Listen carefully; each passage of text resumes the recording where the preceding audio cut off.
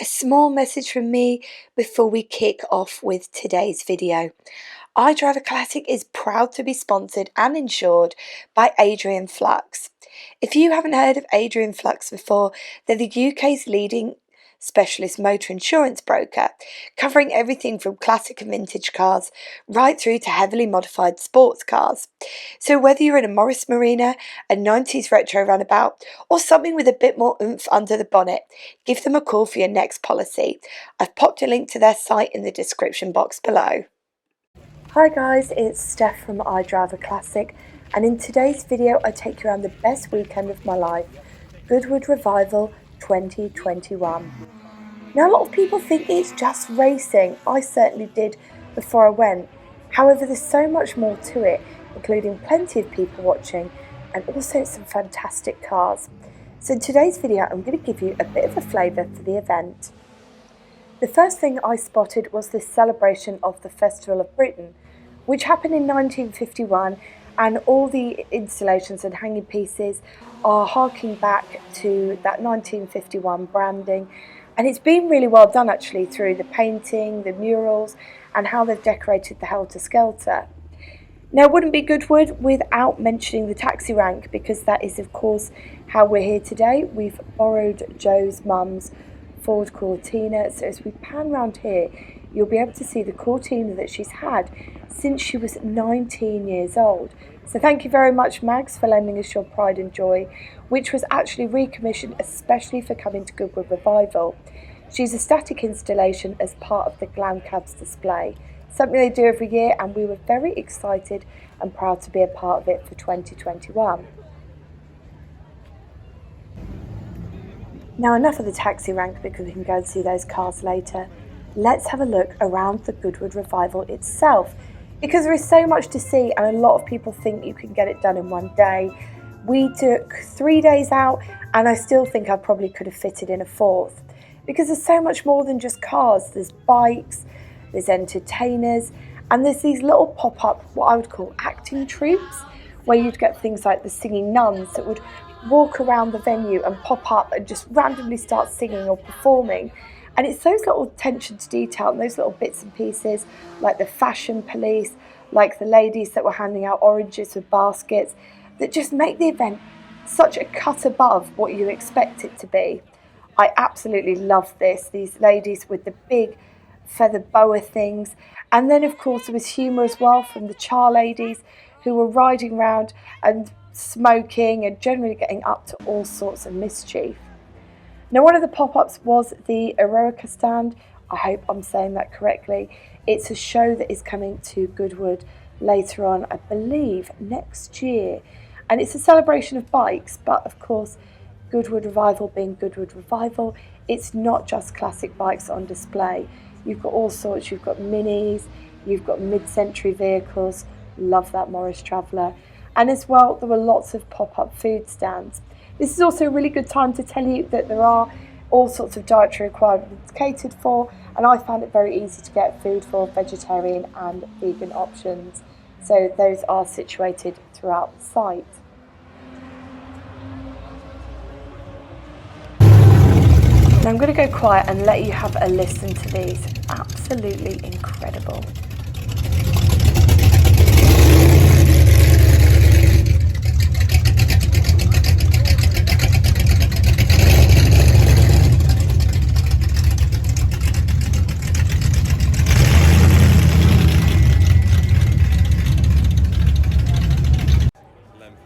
So it wasn't just the hot rods that were racing, there was also a massive display on as well.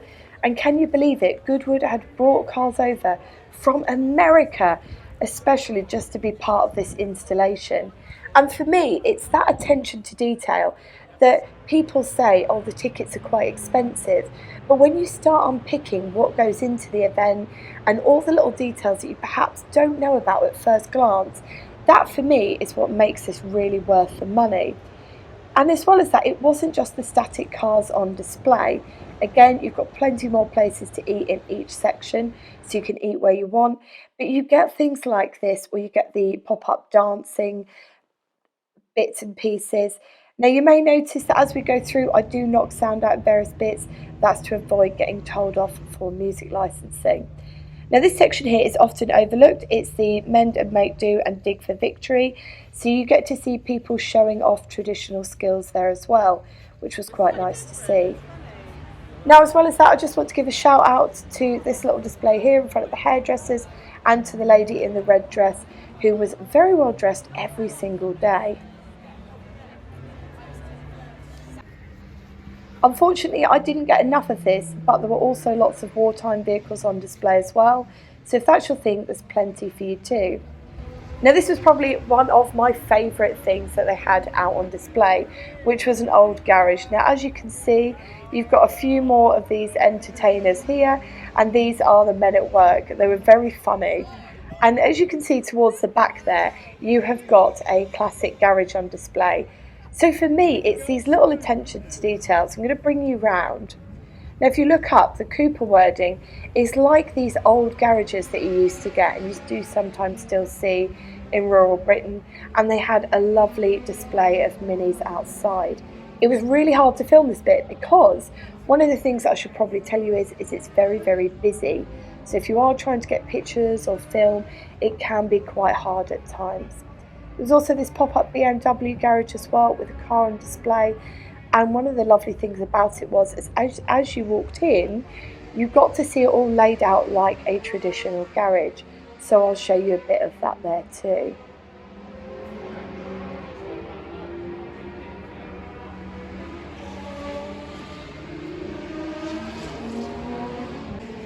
Something that a lot of events get wrong is seating, and there's plenty of seating throughout, especially in fun little bits and pieces like this. Now it wouldn't be Goodwood Revival without mentioning Earl's Court, which is split into studio and motor show. A little nod to these electric vehicles there as well. And when you went into the studio, they had performances of classic and iconic movies that people liked. So you've got Grease, there was Back to the Future, there are a few others as well, but as you can see, it was a mix of performance and static installation. As well as that, you've got the traditional Earl's Court motor show. My only criticism here is that there were modern cars in there as well as classic. If I could have had it the way I would have liked it, it would have just been classic cars. But really, that's one of my only criticisms of Goodwood, because pretty much everything else was spot on.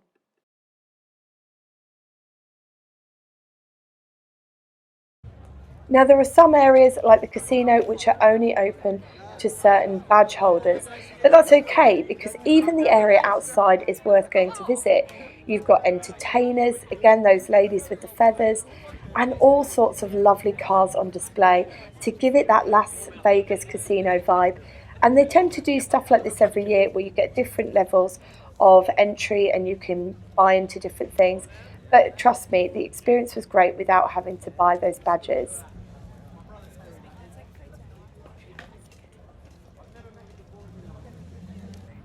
Now as well as that, I wanted to show you some of the traders and stalls on display. So there were plenty of vintage stall holders. This lovely lady here had plenty of lovely bits on display, and she had a particular hat which I have purchased, so there you go, you'll see that in future videos.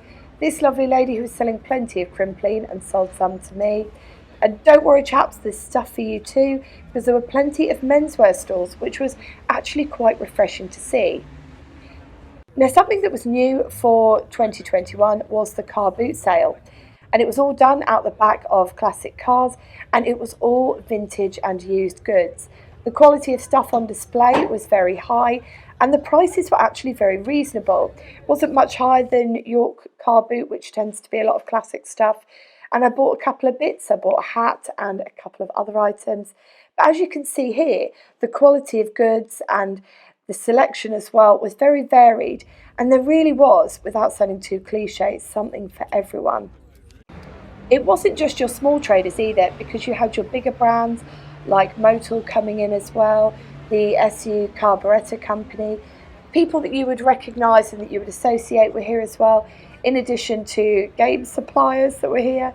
There were lots, as you can see, there's lots on display, but these were more in the fixed hard standing stores.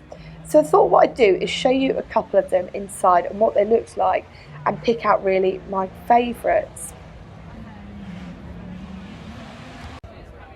So first of all, I wanted to show you the motor store.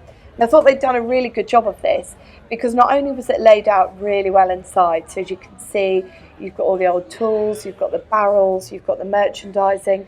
The branding in this section, the marketeer and me absolutely loved it. And best of all, you could ask the store staff for help.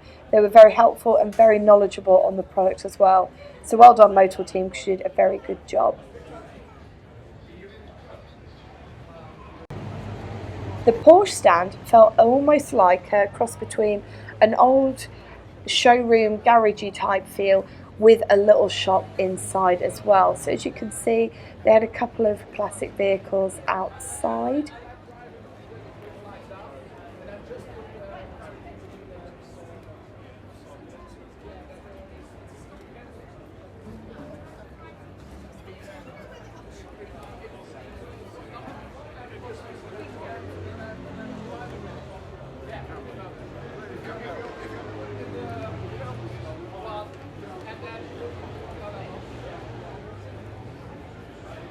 And inside they had all sorts of merchandise that you could buy. So they really had a great selection right through from things like tool bags and essentials that you might need for your car. They even had old owner's manuals, right through to things like key rings and small bits and pieces that you could buy as well.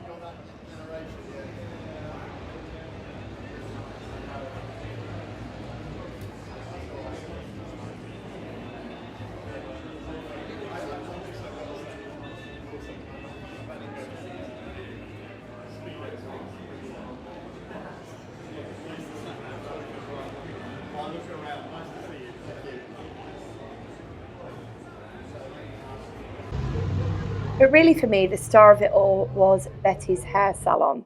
Now I thought they'd really got this right actually, because everything right down to the branding, to how it had been laid out inside was absolutely spot on. So again, just because they've got music on, we're going to have to go silent on this one. So the ladies, you can book this prior to your visit. So if you are going next year, make sure you do book in for this, because honestly, the quality of finish of some of these ladies' hairs was absolutely incredible. You pick your styles out of a book, so you don't need to panic about finding something before you come. And as you can see, the salon is absolutely on point. Now, if you're wondering what the hair looked like when it was finished, my friend Neve F. Smith on Instagram had her hair done by Betty's, and as you can see here, they've done a really good job of it. It's not just the hair and the stalls and the cars that are on display, it's the people as well, because if you want to come and do a bit of people watching, Goodwood Revival is the first place to begin, because when you get your tickets, you are advised to dress for the occasion. And it's very rare in life that you go somewhere and you look correct in a hat and gloves, opposed to the people in tracksuit and trainers. Because if you do wear that sort of thing here, you will be thoroughly out of place. Because as you can see here, it's not just the ladies dressing up, it's the gents too.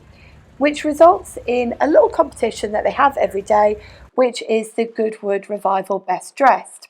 So they pick 24 ladies and 24 gentlemen each day, and they whittle it down to the last 3. Now I'm actually including a little section of this because somebody you know very well, it's me, got picked for the final 24. So thank you very much, judges, because I never expected my homemade dress to make the cut. Now the next section I'm going to take you through to is the main paddocks. Now you do need an additional pass for this one, and you do have to be appropriately dressed. Gentlemen, that's a jacket and tie or overalls, and for ladies it's smart dress. Now a lot of people will say, is it worth buying the extra pass for this one? And in my opinion, it definitely is. And why? Because it takes you behind the scenes of the racing. It's all very well and good watching it from behind the barriers and watching all the cars go past, and I mean there is a thrill in that, but really for me, I enjoyed this section of Goodwood far more than watching the racing, because it really took you into the blood, sweat and tears of the racing. You got to see everything. People working on their cars, prepping cars, sorting out small problems before the race, and you got to chat to people as well. What are you doing? What have you done to this car? how is it going, and you get to see the cars moving around as well. So a car that might win the next race might be only inches from you in the paddocks. And for me, that's where the real magic of Goodwood was. I enjoyed this section far more than anything else.